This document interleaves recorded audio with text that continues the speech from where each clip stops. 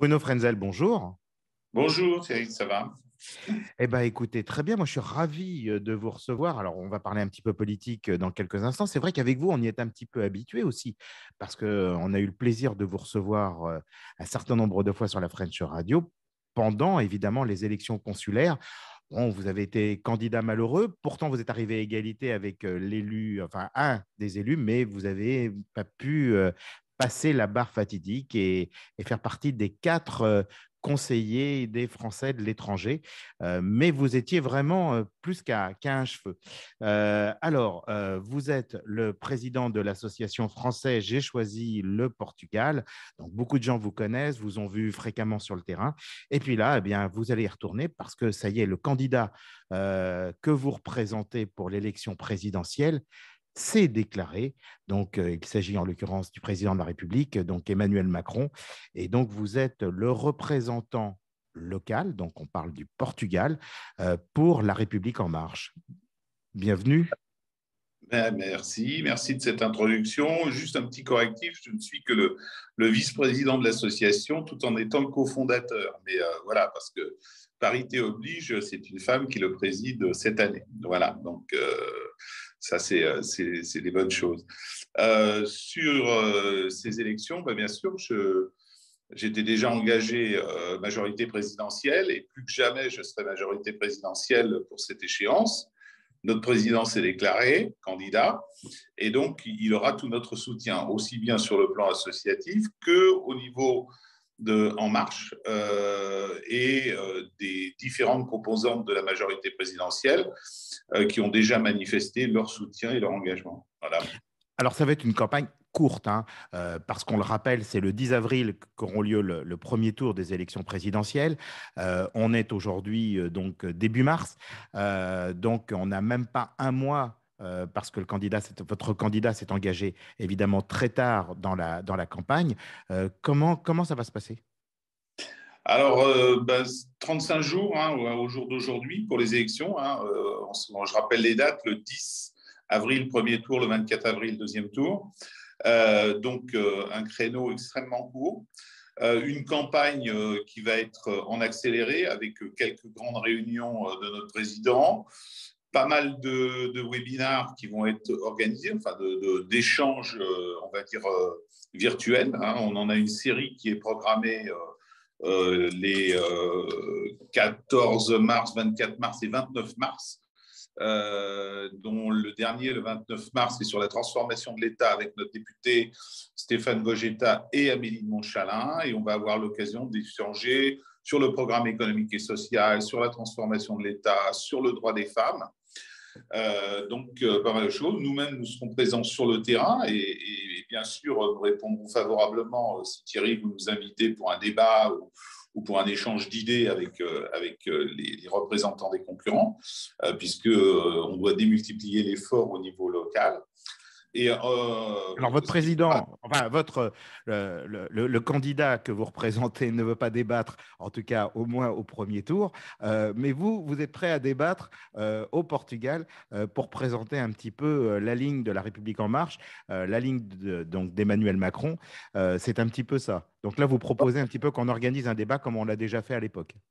On est prêt à expliquer le programme aux électeurs français basés au Portugal, français et luso-français, parce que je pense que c'est important d'expliquer quel va être le programme, quel a été le bilan et quel sera le programme à venir. Donc, des formats débat, formats explication, c'est vous qui le déciderez, mais on est tout à fait prêt à rendre cette explication. Alors, tout à l'heure, Bruno, vous avez parlé de webinaire. Comment ça se passe? Alors, on va dire que j'ai envie d'y participer, j'ai envie de participer un petit peu à la vie du mouvement, voir comment les choses se passent, poser des questions, même si je ne suis pas adhérent, on va dire, à La République En Marche. Je parle pour l'ensemble un petit peu des personnes. Il y a ceux qui sont adhérents, puis ceux qui n'y sont pas forcément. Quelle démarche les gens doivent faire pour pouvoir y participer, ou ne serait-ce que même pouvoir vous contacter? Alors, nous allons circuler une invitation à l'ensemble de la LEC, hein, de la liste électorale, en offrant la possibilité de s'inscrire dans ces webinaires et d'y participer. Et donc, nous allons la circuler le plus largement possible. Et dedans, il y aura les coordonnées de tous ceux que vous pouvez contacter, donc y compris moi, y compris les membres du comité de soutien, puisque nous avons formé un comité de soutien. Un certain nombre de personnalités se sont déjà déclarées, d'autres vont nous rejoindre. Et donc, vous pouvez bénéficier d'informations en bilatéral, hein, si on est face à vous, mais également au travers de ces webinaires pour lesquels vous aurez un lien Zoom qui vous permettra de rentrer dedans, de poser vos questions. C'est des réunions de 2 heures, donc s'il y a 14 000 personnes, ça va être difficile. Mais je dirais au moins d'entendre quelles sont les propositions de notre président. Alors, Voilà. ce sont des webinaires qui sont organisés. Donc, j'ai vu qu'il y avait Samantha Casbonne, qui était notre ancien député, qui aujourd'hui est sénatrice des Français de l'étranger, qui allait avoir donc évidemment notre député sortant. Euh, Tous ces acteurs-là ne le font que pour le Portugal ou font le même jour sur l'ensemble un petit peu de la planète? Dédié à la 5e circonscription. Hein, et D'accord. ensuite, il y aura d'autres éléments d'information qui vont être faits dans d'autres circonscriptions, puisqu'on a décidé d'avoir une campagne centrée sur les Français de l'étranger. Et donc là, on va travailler sur notre circonscription. Voilà. D'accord. Si je veux m'inscrire aussi ou de la même manière, je vais sur les réseaux sociaux. Je peux vous trouver très facilement en tapant quoi? Les Français, j'ai choisi le Portugal ou… Exactement. Sur Français, j'ai choisi le Portugal, il y a les coordonnées. Sur En Marche Portugal, il y a les coordonnées. Et en plus, on va faire un courrier de façon à mobiliser un maximum de personnes pour que l'information passe et que l'information atteigne tout le monde. Voilà. Alors, Tout à fait. on va parler des élections. Donc on sait que le candidat, président de la République actuel, commence à faire des débats, vient de faire un débat public dans une ville du 78, commence de plus en plus à être un petit peu sur le terrain. Est-ce que vous allez faire un petit peu la même chose au niveau local? Alors, ça va être un peu plus difficile parce que on est quand même répartis sur tout le territoire, mais le fait est, avec notre député, nous entendons faire quelques réunions publiques sur Porto, sur Faro et sur Lisbonne pour expliquer le programme. Nous avons déjà eu des réunions publiques, mais qui n'étaient pas électorales cette fois-ci. Généralement, c'est un bon succès. Et donc, c'est donner un point de rendez-vous et puis bien expliquer ce que l'on va faire. Donc, on aura une prise de contact direct. On a quelques tractages prévus également, de façon à circuler l'information de façon un peu plus classique dans une campagne politique. Mais le gros de l'information sera quand même au travers des réseaux sociaux et de vidéoconférences. Voilà. Bruno, on le rappelle aussi, il y a un point qui est très important, ce sont les procurations, parce que ça touche pour l'ensemble des candidats à l'élection présidentielle, que les gens puissent aller voter.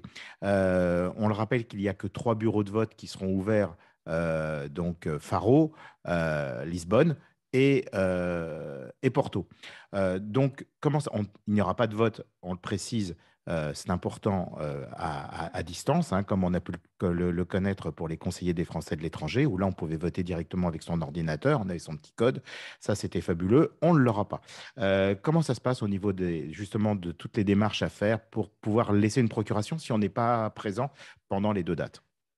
Alors, si on n'est pas présent pendant les 2 dates, d'abord, je voudrais dire un message, allez voter. Hein, dans ce contexte actuel où tout est mis en péril avec cette malheureuse guerre d'Ukraine, il est important d'affirmer la démocratie et ses valeurs. Donc le vote, pour moi, est très important, plus important encore que les autres fois. Donc ceux qui ne peuvent pas voter à l'urne, puisque ça n'est qu'un vote à l'urne, peuvent utiliser le mécanisme des procurations. Pour ce faire, il y a des plateformes de procuration. Il y en a une sur enmarche.fr que vous allez trouver. Et vous pouvez trouver des mandataires qui vont vous représenter et voter pour vous selon le rythme de procuration. Donc, ce que vous devez faire, vous, c'est aller au consulat ou, si vous êtes en France, dans une mairie ou dans un commissariat et demander le formulaire de procuration, désigner la personne pour laquelle vous voulez le faire. Et nous avons des mandataires disponibles. Moi, je suis mandataire pour un certain nombre de personnes qui ont décidé de voter. Nous en avons sur Faro, nous en avons sur Porto et nous en avons sur Lisbonne. Donc, c'est assez simple à faire. Hein. déjà aller au consulat, déclarer son vote par procuration, désigner la personne qui va voter et on recevra automatiquement, on va le faire. Si vous voulez le faire au travers d'une plateforme, vous pouvez, mais de toute façon, vous êtes obligé de passer devant une autorité consulaire ou de police ou de mairie. Voilà. Voilà, mais de Alors, police, mais en France, hein, on le précise. en Police, pas France, au Portugal. Hein, donc, précisons-le, que les gens le comprennent bien. et il faut savoir qu'il n'y a pas de prise de rendez-vous pour ce qui est la partie vote par procuration. Vous pouvez vous présenter à l'ambassade, c'est un formulaire qui vous est remis, et voilà. Donc, très bien. Ok. Eh ben, Bruno, merci beaucoup. Merci pour avoir répondu un petit peu à nos questions, de nous avoir présenté un petit peu le début du programme, parce que la campagne, maintenant, elle va commencer à battre son plein dans les jours et les semaines qui viennent. On le rappelle, l'élection, c'est le 10 avril. Allez voter. Donc, inscrivez-vous et faites les démarches nécessaires. Si vous ne pouvez pas être présent pour aller voter, eh bien, vous pouvez faire une procuration. Et puis, de l'autre côté, si vous voulez avoir toutes les informations utiles, vous allez sur Français, j'ai choisi le Portugal, ou vous allez directement sur le site de la République En Marche Portugal. Et puis là, donc En Marche Portugal. Et là, de la même manière, vous pouvez contacter aussi Bruno Frenzel, qui est le vice-président de l'association. J'ai bien noté pour cette année. Bruno, merci beaucoup pour avoir répondu à nos questions. Puis je pense qu'on va essayer de mettre en place très rapidement un débat, ou en tout cas de pouvoir essayer de faire mieux présenter un petit peu les différents candidats que vous représentez. Je pense que le contexte actuel appelle aussi à ce que l'on soit capable d'expliquer aux Français tout ce qui se passe et tout ce qui est en train de se faire, et de montrer quel est le programme pour les 5 années à venir, que nous espérons bien conduire. Voilà. Merci Bruno, à très bientôt. Au revoir. Au revoir. La French Radio. Portugal.